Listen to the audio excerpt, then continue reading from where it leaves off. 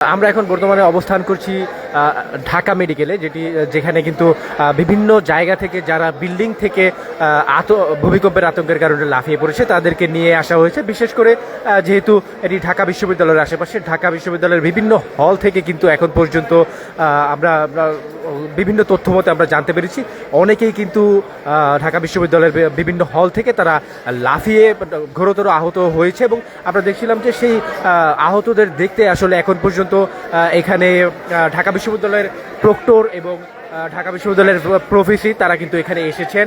সাইমা হক বিদেশে এখানে এসেছেন, প্রক্টর সাইফুদ্দিন তিনি কিন্তু এখানে এখন পর্যন্ত উপস্থিত আছেন।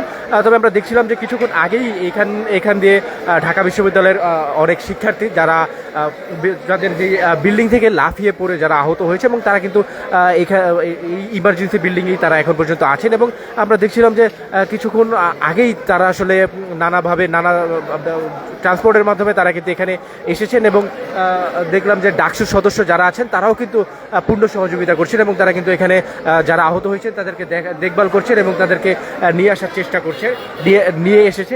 এছাড়া আমরা দেখছিলাম যে ঢাকা বিশ্ববিদ্যালয়ের অনেক শিক্ষার্থী যারা আহত হয়েছেন তারা কিন্তু এখন পর্যন্ত এখানে আশেপাশে আছে। এছাড়া ঢাকা বিশ্ববিদ্যালয় ছাড়াও আশেপাশে অন্যান্য যেই ভবন অন্যান্য এলাকা থেকেও অনেকে আমরা দেখেছি যে ঢাকা মেডিকেল এসেছে।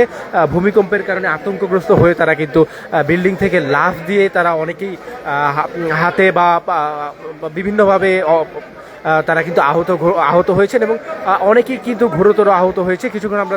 কিছুক্ষণ আগেই আমরা দেখছিলাম যে ঘোরতর আহত ব্যক্তিরাও কিন্তু প্রবেশ করছে ঢাকা মেডিকেলের দিকে এবং তাদেরকে কিন্তু দেখছিলাম যে তাদেরকে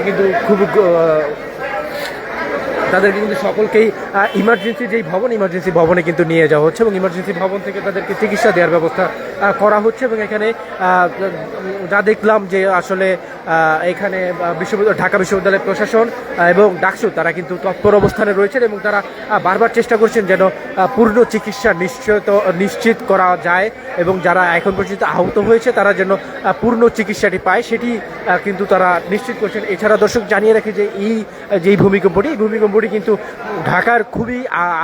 ঢাকার খুবই অদূরে নরসিংদীর ঘোড়াশালে যেটি এই ভূমিকম্পের উৎপত্তি এবং নানা সামাজিক যোগাযোগ মাধ্যমের মাধ্যমে এছাড়া অন্যান্য সংবাদ মাধ্যম থেকে দর্শক যেমনটি জানা গেছে যে এই ভূমিকম্পটি কিন্তু 5.2 থেকে 5.7 মাত্রায় হয়েছে এবং এর সারা বাংলাদেশেই অনুভূত হয়েছে।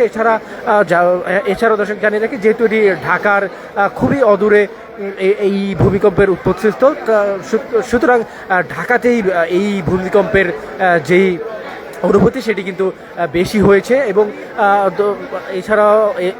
এছাড়াও ঢাকা বিশ্ববিদ্যালয়ের যেই হলগুলো আছে সেগুলো কিন্তু অনেক পুরনো এবং সেই হলগুলোর কিছু হলের বয়স 50 থেকে 60 বছর এবং এর বেশিও রয়েছে এবং সেই হলগুলো কিন্তু নানাভাবেই বিগত সময়ে শিক্ষার্থীরা তারা বারবার দাবি তুলেছেন যে যেন এই হলগুলোর মেরামত করা হয় বা ঢাকা বিশ্ববিদ্যালয়ের অনেক হল এখন পর্যন্ত কিন্তু বন্ধ করে দেওয়া হয়েছে এই অবকাঠামোগত দুর্বলতা থাকার কারণে। এবং আমরা দেখছিলাম যে অবকাঠামোগত দুর্বলতা কিন্তু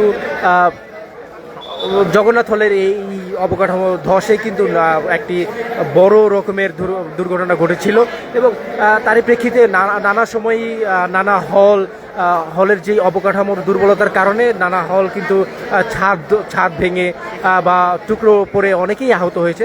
তবে সেটি কিন্তু দর্শক বেশি আতঙ্কগ্রস্ত করেছে শিক্ষার্থীদের এবং তাদের সাথে কথা বলে যতটুকু জানতে পেরেছি যে তারা আসলে আতঙ্ক থেকেই কিন্তু তারা এখানে লাফ দিয়েছে। এবং আমরা দেখছিলাম যে বিভিন্ন নারী হলের শিক্ষার্থীরা তারাও কিন্তু সমানভাবে একইভাবে তারাও কিন্তু আতঙ্কগ্রস্ত হয়েছে এবং সেই আতঙ্কর ফলেই কিন্তু তারা বিভিন্ন ভবন থেকে তারা লাফিয়ে পড়েছে তাদের জীবন রক্ষার্থে এবং তারা কিন্তু অনেকেই ঘোরতর আহত হয়েছে এবং তাদেরকে ঢাকা মেডিকেলে নিয়ে আসা হয়েছে।